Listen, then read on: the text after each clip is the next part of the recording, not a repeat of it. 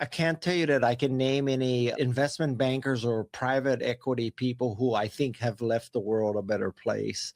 So I think that's how you measure a person. Did they make the world a better place as opposed to a richer place, as opposed to having their names on buildings, as opposed to the largest crypto account? I rank people by how much you made the world a better place. Welcome to Passion Struck. Hi, I'm your host, John R. Miles, and on the show, we decipher the secrets, tips, and guidance of the world's most inspiring people and turn their wisdom into practical advice for you and those around you. Our mission is to help you unlock the power of intentionality so that you can become the best version of yourself. If you're new to the show, I offer advice and answer listener questions on Fridays. We have long-form interviews the rest of the week with guests ranging from astronauts to authors, CEOs, creators, innovators, scientists, military leaders, visionaries, and athletes. Now, let's go out there and become Passion Struck.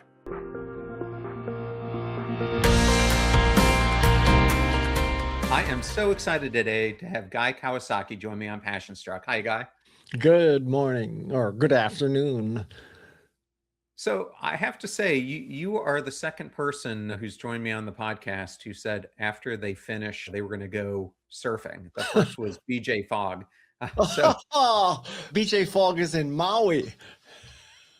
Yes, when I interviewed him, he was in Hawaii. That is for sure. Yeah. I don't know how he gets away telling people he's a Stanford professor. He's always surfing in Maui. But anyway. Well, he's living the life. Yeah. Guy, your newest book is called Everybody Has Something to Hide. And I think a lot of people initially misunderstand that phrase. Why doesn't privacy equal guilt? Well, to use a test, pretend that you're driving down a freeway and there's billboards. And on one billboard, there are some of your text messages. So if you're listening to this and you can say, every one of my text messages can be on that billboard because I have nothing to hide, you do not need to read my book. You also are probably the world's most boring person. So, it's not just, privacy is not just if you're a fentanyl dealer or you're plotting an insurrection or some kind of crime or some kind of bad thing. There are many cases where you just would not want your text messages on that billboard. I'll give you some examples. So first of all, if you have family members not living with you and they're sending you a text message that says, Dad, what is our Netflix username and password? And there's the opposite case where your kid's in college and they cannot navigate the university housing system, which is a very common occurrence. And finally, you just say to them, just give me your name and password and I will sign up for your dorm for you because I am tired of trying to figure it out for you and explaining it to you. And then there's, Dad, I want to buy a surfboard. I need your Visa account. I need the number. I need the expiration date. I need the secret 3 digits. Now, if you're telling me that all of that you're okay with having on a billboard, do not read my book. So that is truly you have nothing to hide. But I would make the case that in today's society, the bar for what you want to hide is much lower. For example, let's say that your boss is hitting on you and making sexual advances, and you're trying to seek advice from your family or your friends, or God knows your attorney. You wouldn't want that on that billboard. Let's say that you're working for a company and you figured out they're dumping something in the ocean. So you're asking your friends, should I be a whistleblower or what should I do? You wouldn't want that. Let's say that your uncle or auntie or grandma or grandpa and your niece or nephew or your grandson or granddaughter says, I missed my period, or my girlfriend missed my period. What do we do, grandpa, grandma? I can't tell my parents that. None of that should be on that billboard. And so I am saying that probably everybody, literally everybody, has something to hide. Well, I think they would agree with you, which is where I started my career. Well, one of my theories, John, is that it's one thing to have these laws that say you cannot use this data, you cannot use it this way, prohibited, blah, blah, blah. And to put it mildly, governments change, decisions change, things leak. So the better thing is, instead of trying to legislate this and protect people, the better assumption is, if an organization or a person doesn't have the information, they cannot do anything to you. So rather than trying to control after it's out of the barn, you should prevent it from ever getting out of the barn, right? So if they don't have that information, they cannot use it. If they have that information, no matter what law, what privacy, whatever, they can still use it. So just don't ever give it to them. Yeah. Well, as I was reading this book, Guy, and I appreciate everything that you're saying, one of the things that immediately jumped out to me is that the book isn't about paranoia. It's really about what I thought was dignity, autonomy, human trust. And it became very apparent that privacy was deeply personal for you. Yeah. At what point in your career did that deep connection to it really take root? well, well, not to get too political, John, but roughly, I would say 2024, if you know what I mean. Specifically November 2024. So yeah, I just think the political environment today in the United States and really the entire world, it's just better to be a little bit paranoid and be as private and secure as possible. And you may be living in some area where the government is totally benign and not doing anything.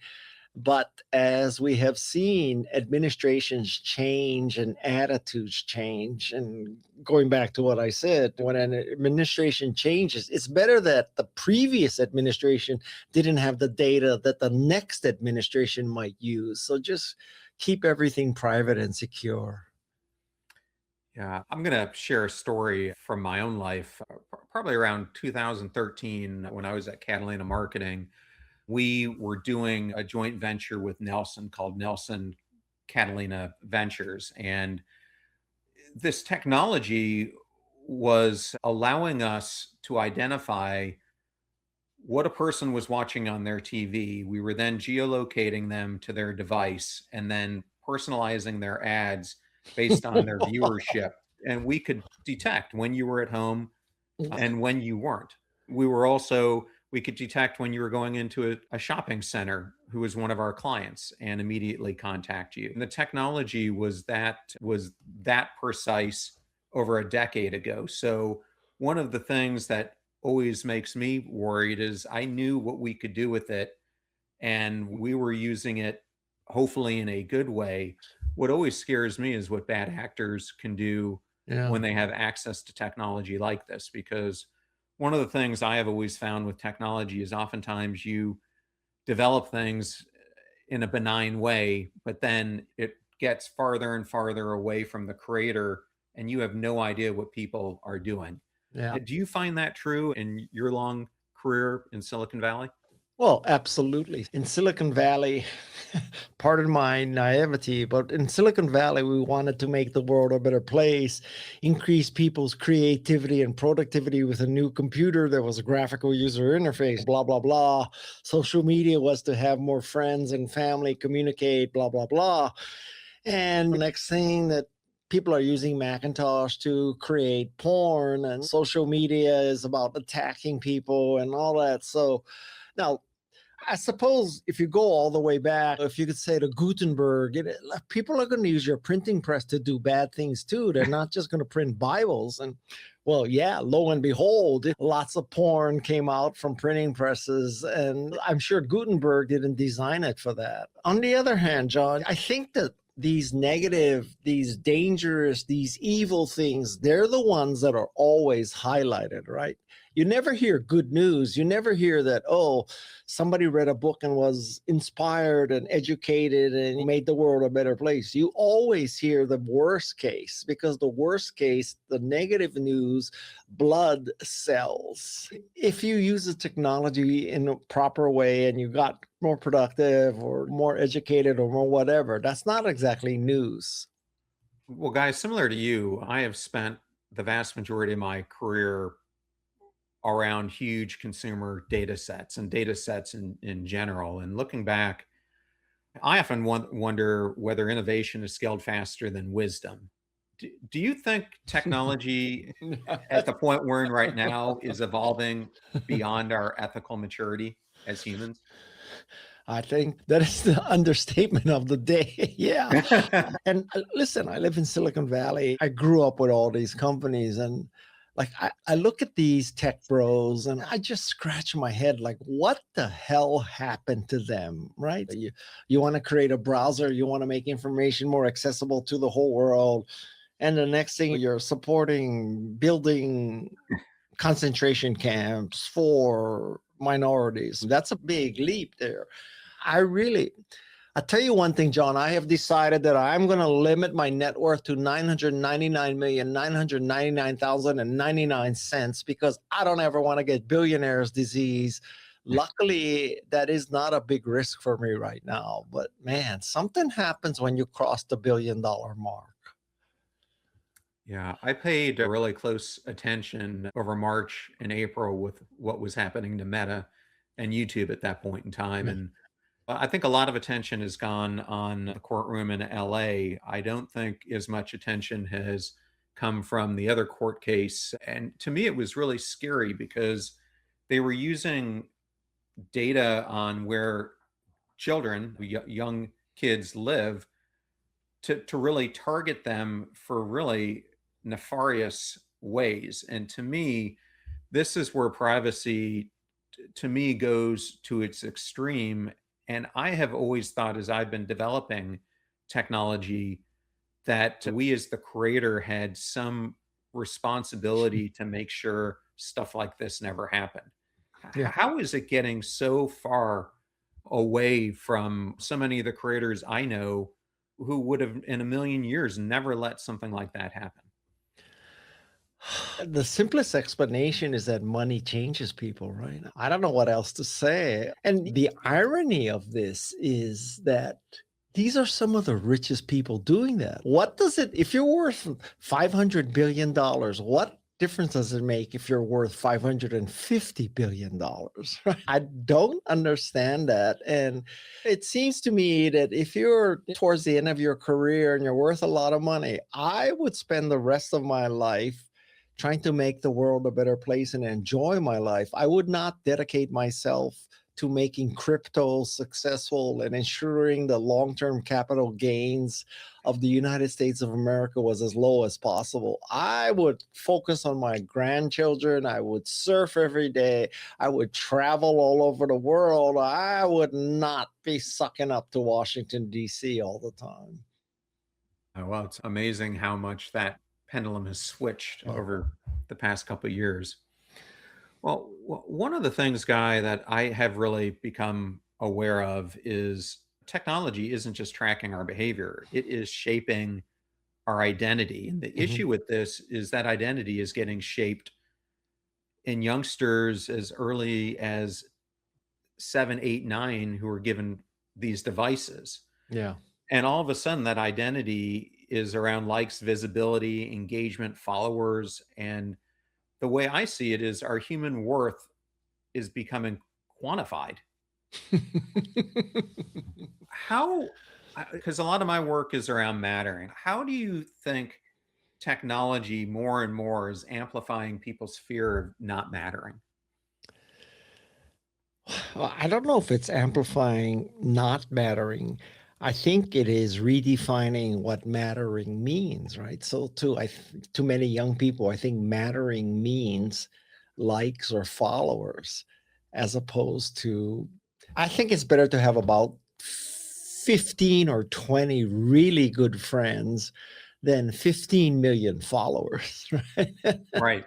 And I would make that choice all day. Now, don't get me wrong, if I could have 15 or 20 great friends and 15 million followers, I would do that too. But if you had to pick one, I would say over the course of your lifetime, 15 million followers, 15 friends, you pick the 15 friends.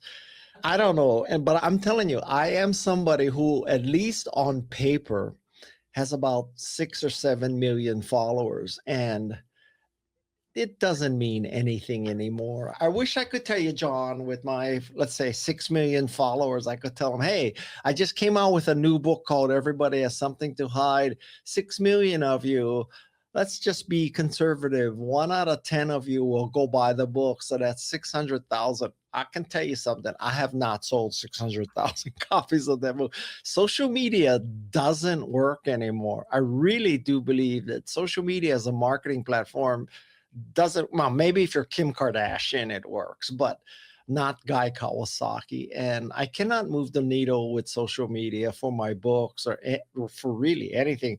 I honestly don't know what can move the needle anymore for marketing. Maybe Substack newsletters, but man, it's sure as hell not with your followers.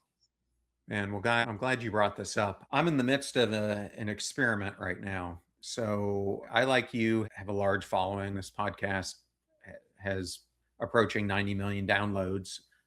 Tons of people Wow. have listened to it. But I decided consciously not to move my audience to Substack. I had seen a lot of people who had done it. And then you're looking at, you have 200,000 followers and no one is interacting on any of your notes and posts. So I decided I was going to go all in on really talking about what I care about, what I think is really impacting people, and seeing how this might grow organically. And I don't have the tens of thousands of followers, but I will tell you what I have noticed is that the people who are interacting are really interacting and they really care about the topics. And it was interesting. I had a person reach out to me not too long ago, and she said that she reached out to me on LinkedIn, and I responded to her and agreed to do a 30-minute call with her. And she said that she had reached out to 3 or 4 other people who talked all the time on their podcast about how approachable they were, and she never heard anything back from them. So to me, there's part of this privacy thing to me is also you have to expose yourself a little bit Yeah. if you really want to help people and influence people. So part of your baggage needs to be out there, because if people don't see it, who's going to want to interact with you if But all they ever hear is your Tom Brady wins 7 Super Bowls, but never hear how we almost walked away from football story? You but know what but I'm saying? but John, why do you say that Substack is not a useful platform for doing what you want to do? No, what I'm saying is I think it is a really good platform for it. I sometimes find it to be extremely user unfriendly if you're getting started on it. And I have no idea, and I'm not sure anyone does, how the heck their algorithms work. And maybe that's a good thing. But I'm not trying to get posts boost. I'm just trying to put out what I Yeah. believe, and I'm hoping the right eyes reach it. Yeah. And John, to me, yeah, and to me, it doesn't matter if that's a couple eyes or 1,000 eyes. John, once a day, I get an email from somebody who has used AI to craft an email to me that says, I saw your interview with, pick a name, Jane Goodall. I really enjoyed it. It's such high content, but you I are know. really sub optimizing your podcast and your I YouTube channel. I can propose that I can create a proposal that will increase your followers on YouTube.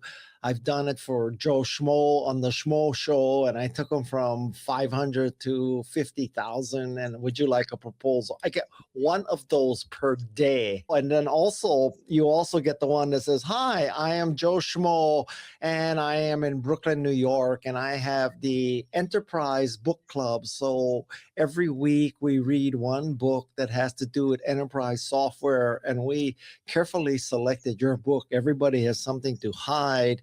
We will be happy to include you in our future Joe Schmo Enterprise Book Club. Would you like to participate? I get one of those too every day. And now I just mark them all as spam. I don't even answer them anymore. Yeah, I get the same stuff. The same stuff. What bothers me the most as well is the reach outs that you get for people to come on the podcast, and you realize pretty quickly that they've never even listened to an episode and have no idea what the show is about or what you're about. So Well, that is maddening to me. John, my podcast, we get about, I think about 8 to 10 requests per day to be on our podcast, right? So we have 52 episodes a year, but let's say we get 10 requests a day, so 10 times, let's say 250 work. We could probably get 2,500 requests to be on. We take 50 of them. So, it's roughly 1 out of 50, although some people we proactively go after. We don't wait for them to ask us, right? But anyway, let's say 1 out of 50 people who tries to get on my podcast, we accept. So I tell people it is harder to get on my podcast than it is to get into Stanford or Harvard. Man, I hear you. I was doing about 52 a year, and then 2.5 years ago, I was developing such a backlog that I decided to do a second interview episode a week. Wow. And are you nuts? I'm telling you. So we put out 3 episodes a week, and 3 episodes a week. The third one is a solo episode. So I have done basically 220 keynotes now on various topics. And that one it takes the most time. It's also the most satisfying. And interestingly, it doesn't matter what guest I have on, they get the most listens and views. And I think the thing about podcasting is that people don't realize is people come to the show for the host more than they come for the guests. And they come to your show because they really? I truly believe this. And I think people come to your show because they like the way that you interview your guests. That's I think they go to Jay Shetty because they like what he has to talk about and the way he interviews the people who he talks to. Or they go watch Jimmy Fallon on TV because of the same thing. And once I realized that and started leaning into it, it kind of made a huge difference.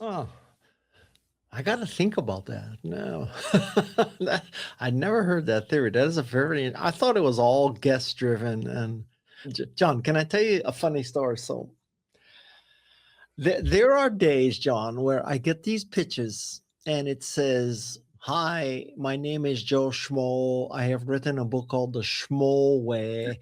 I'm 26 years old. I have already created an executive coaching business in 6 digits. And I've listened to your podcasts. I listened to Jane Goodall, Neil deGrasse Tyson, Steve Wozniak, Vivek Murthy, Tony Fauci, Francis Collins. And I believe that I should be on your show because I can add the kind of interest and value that Jane Goodall and Tony Fauci and Vivek Murthy and Stephen Wolfram and the other MacArthur Award winners and Nobel Prize winners. I believe I'm in that category." And I'm looking at that. I'm saying, I must be on candid camera someplace because somebody's taking my video reaction when I'm reading this email that Joe Schmo says that he is as remarkable as Jane Goodall. And it's hard for me to keep a straight face when I read some of these. And I just want to send them an email that says, have you lost your freaking mind? You couldn't even carry Jane Goodall's water carrier's water.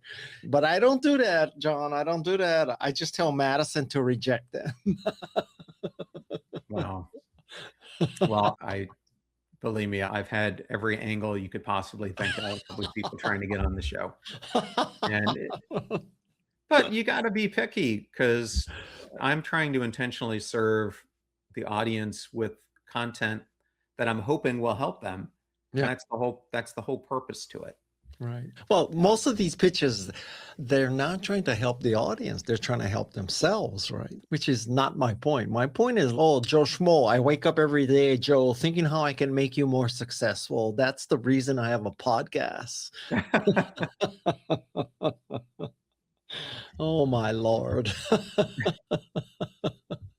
Well, I can see I'm not alone with these 1% problems. Well, what's interesting to me is what that shows you in the examples that you've given is these people who are reaching out to you are doing the opposite of self-censoring, aren't they? Yeah.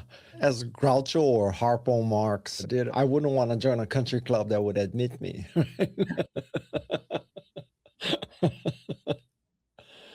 When I was at Lowe's, I was responsible for all our data at one point, and people who don't know a lot about Lowe's, they now consider themselves to be a software company. And I think at the time that I was there, you could have considered us to be a big data company. And that's at its crux what Amazon is. I can't even imagine the data that Amazon has. But you think about this, you're giving your information in smartphones, apps, messaging systems, browsers, location services, social media, metadata tracking. And when I was at Lowe's, Guy, without a loyalty program, we were able to match the consumer 92% of the time. We had this system we built called single view of the customer. So we knew when you were at your primary location, or we knew when you were in Hawaii, or we knew where you were somewhere else. And we would shift everything as a result of that. And that was 15 years ago. Walk me through this, John. So we're talking about Lowe's, Lowes, the place that you buy is Home Depot for the rest of us. That Lowe's, right? Yes.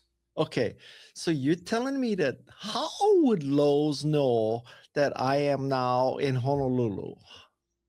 I really want to know. How would it know that? Because of your mail. My mail? You mean my mail, my analog mail to my house? So that would be part of it. And we also would share shopping information data with other retailers who you shopped at. So by looking at credit card data and other things, they wouldn't give you your private information, but they would give us information on shared location of people who we were partnered with through third parties that we were working with. Man, I am screwed there, John. I am totally screwed. Well, and And that both was both Lowe's and Home Depot, and I would bet Walgreens and CVS, other large retailers, compete millions of dollars for the post office information. So when you move to a new location and you get that mailer that has, in some years, a Home Depot coupon and other times a Lowe's coupon, that is one of the trigger points. wow. The other thing that we built was, at the time I was there, NASCAR racing was huge, and Jimmy Johnson was our driver, and he had at that time the largest fan club of anyone, and that was all pulled in to bigger Lowe's as well. And I know FedEx was doing that with Denny Hamlin, and the Target driver was doing it. Home Depot was doing it with their drivers as well. You don't realize how much of this gets pulled in. And so I'm setting this up because your book is really about why should people use Signal. But I wanted you to explain, you've got listeners here who use WhatsApp, they use Messenger, they use other messaging systems. They're giving away their location services all the time to these companies, the social media. What is the danger for a listener if they're not technically savvy like you are? Listen, so everybody is blowing smoke these days that we have end-to-end encryption in messages and email, right? So end-to-end encryption means that as your message is traveling through the world, it's all scrambled up so nobody can read it. Let's just take that as a given. But there is another issue here, which is the metadata. So to use a metaphor, if you mail somebody a letter, the letter inside the envelope is encrypted, but the envelope outside is not encrypted. And that outside envelope shows the return address. It shows where it was postmarked, when it was postmarked, where it was dropped off, and who it's going to, when it was dropped off, how did you drop it off, all that kind of metadata. Now, so Apple keeps that, Facebook keeps that. And when I say they keep it, it means that under the right kind of pressure, they have to or can reveal it, such as we're going to slap you with tariffs unless you give us a back door. That kind of pressure can exist, right? So you want, as I said before, you want all these entities to have as little information as possible, as opposed to trying to control the information once they have it. In the case of Signal, which is end-to-end encrypted, just like everybody else, but Signal only keeps 3 pieces of information, which is when you open your account, what your phone number is, and when you last sent a message. Now, if you think about that, knowing those 3 things and only those 3 things, that's not very useful in trying to build a case against you, right? So yeah, your phone number is this number, guy. Well, that's easy to get anywhere. You joined Signal 5 years ago. Okay, fine. You know, I joined Signal 5 years ago. And the last message you sent was yesterday at noon, but it doesn't know who you sent it to and all that. On the other hand, other companies have all that metadata. And by using enough metadata, they can pretty much place you. You were right next to the same place where the riot occurred. And right before the riot, there was a burst of messages to this other person we're watching, and they can place you. You can probably tell me better than I can tell you how you could use metadata to place somebody. So you want that metadata to not exist, and Signal is the best at that. So to make this really real for a listener, what this metadata is doing is it's looking at who are the people you're talking to, when are you communicating with them, where are they located, what are your patterns of interaction, and then over time, it's learning about your behavioral habits. Yeah. And all of this is really happening subconsciously to you doing anything. And the more you use the platform, the more it's collecting. So what it's doing in the background, these companies who are very good at this, it's predicting your behaviors, it's influencing your decisions, it's shaping your consumption. Anyone who's got Amazon will know how this does this, or Facebook is listening when you get the ads. It goes back to what we were doing 12 years ago at Catalina. And most importantly, and this is what bothers me probably more than anything, it's manipulating your attention. So data is no longer simply information. This is what I got from the book. It's behavioral power. You know, one of the things so I understand what you just said. I understand the implications and the scariness, but just the irony sometimes. So let's say Amazon knows me inside out, front and back. They know what I bought, where I bought it, where I shipped. They know all of that, right? And now they have these huge investments in AI and big data and, blah, blah, blah. They know everything, right? So now I go to Amazon and I say, I want to buy an HP 5A magenta toner cartridge for my printer, right? So I asked specifically for the magenta toner cartridge for the HP 5A. And it gives me all these ads for Epson printer, Apple printer, Brother printer in black and white and all. Like, Amazon, I just freaking told you exactly what I want. Why are you sending me to another printer company for the yellow cartridge, not the magenta cartridge that doesn't work in the printer I have? I don't understand that. So yeah, I'm going to go buy the wrong printer cartridge because Amazon sent me a link that says people who bought magenta for HP also bought yellow for Brother printers. Jeff, man, something's wrong with your reasoning here.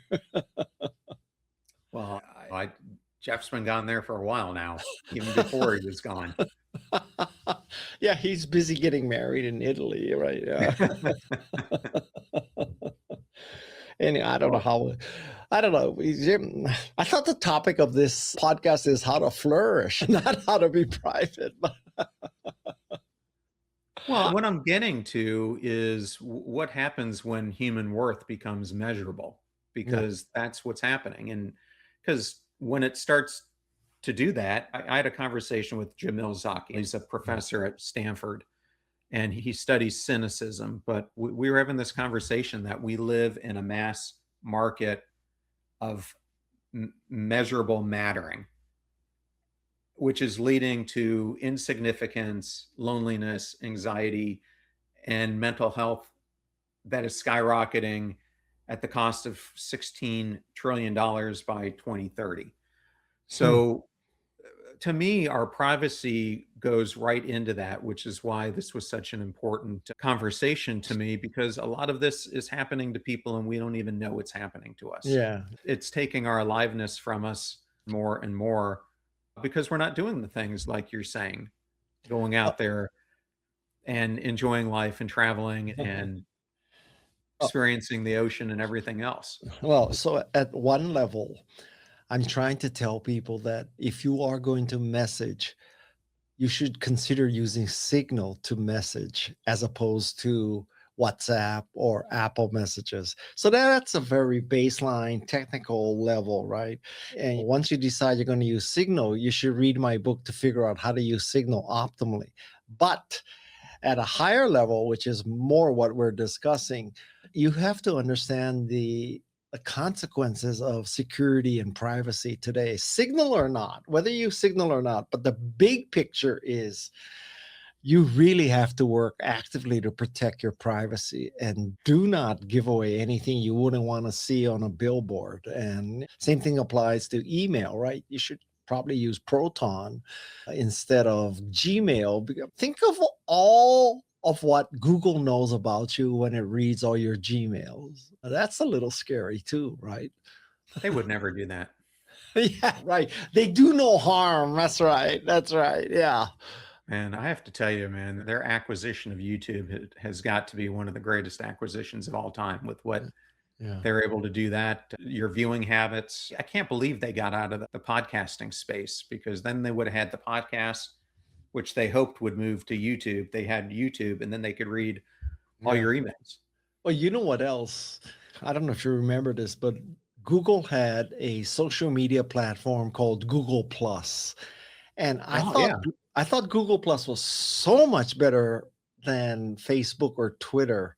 And Google gave up on Google Plus, but I think if Google had kept Google Plus and evolved it and kept it up till today, it would rival Meta. I think they gave up too early, but maybe that's better for the world that they don't know have all the stuff we have on social media, because they already got all the email and they already got all the searches. Let Facebook have something.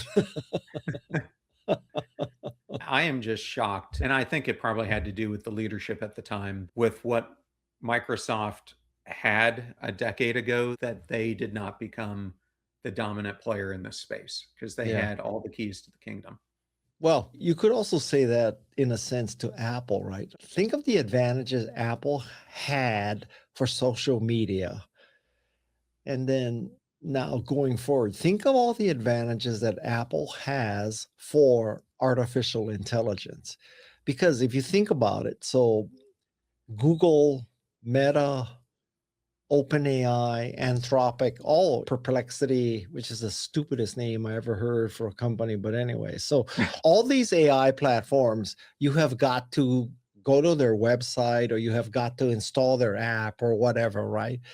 But Apple, because it owns the hardware, could have AI truly built in. They have the most easily accessible platform because they own the platforms. Apple should dominate AI.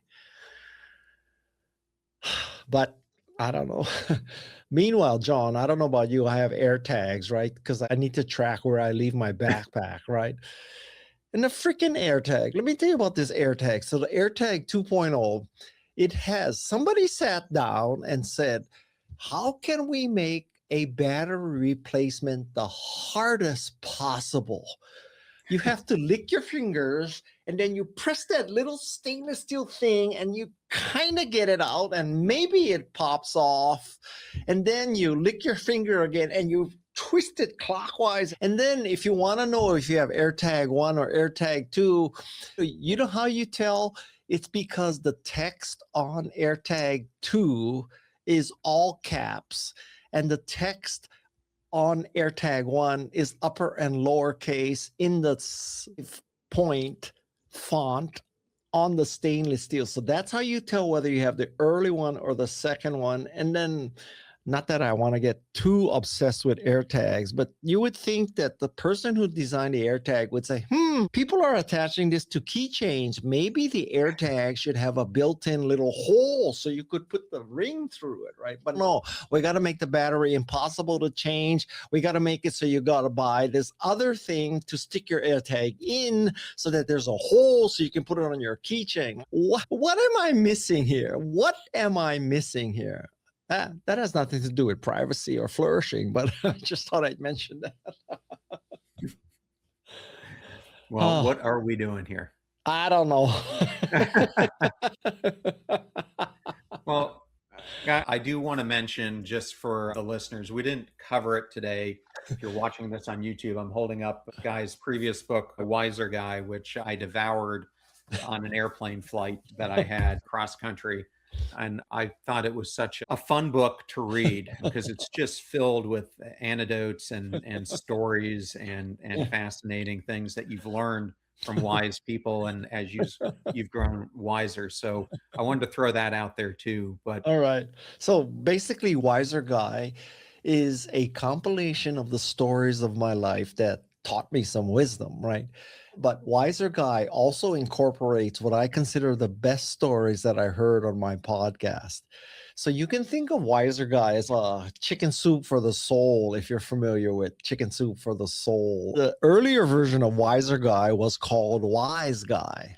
I suppose I could write one more volume called Wisest Guy. Probably more likely I'll call it Dead Guy. But anyway, you'll love this, John. When I pitched Wise Guy, I wanted to call the book Miso Soup for the Soul, but they wouldn't let me do it. But I tried. Miso Soup for the Soul. What, you mean Wiley wouldn't let you do it, huh? I love it. I tried. I'm going to end with this question for you. Okay. You have spent years observing remarkable people, interviewing remarkable people, and from everything I've read, living an extraordinary life yourself. What do you believe creates a truly meaningful life? I believe what truly creates a meaningful life is that you leave the world better than you found it, so that you make the world better for other people, not for yourself. And if you said to me, Guy, who's the most remarkable person you know, I would probably say Jane Goodall. I would say Jane Goodall left the world a lot better. Steve Jobs did it his own way. And I can't tell you that I can name any investment bankers or private equity people who I think have left the world a better place. So I think that's how you measure a person. Did they make the world a better place, as opposed to a richer place, as opposed to having their names on buildings, as opposed to the largest crypto account? I rank people by how much you made the world a better place. Awesome. And guys, since we talked about Substack, and I know it's a focus for you, what is your Substack so my listeners can go there and check it out? Oh, my Substack is merely Guy Kawasaki. My podcast is Remarkable People. And listen, I'm at that stage of life where Canva has been very good to me. Royalties don't matter to me anymore. So I will tell you that all you listeners, everybody has something to hide, has an English version and a Spanish version, because I really think the Hispanic people could benefit from more privacy awareness. So if you send an email to the word English at Guy Kawasaki or Spanish at Guy Kawasaki, just send an email saying you want a copy of the book, and then I will buy you a copy from Amazon and send you the link, because I really want as many people to have this book about privacy as possible. So if you want the English version, English at GuyKawasaki.com. If you want the Spanish version, Spanish at GuyKawasaki.com. You send the email and we will send the link. Now, I can only offer this in the United States because Jeff Bezos doesn't believe in sending books across country lines. I don't know why, but anyway. So if you're in the United States and you want an English or Spanish version, you know what to do. I'd be happy to buy it and send it to you. Awesome. Guy, it's such an honor to finally get you on the show. Been Oh, wanting to do this for a very long time. Thank you oh, so much. thank you very much. And every time I go into Lowe's from now on, I'm going to think of you, John. I love it. All I righty. love it. Bye. Bye. Thank you.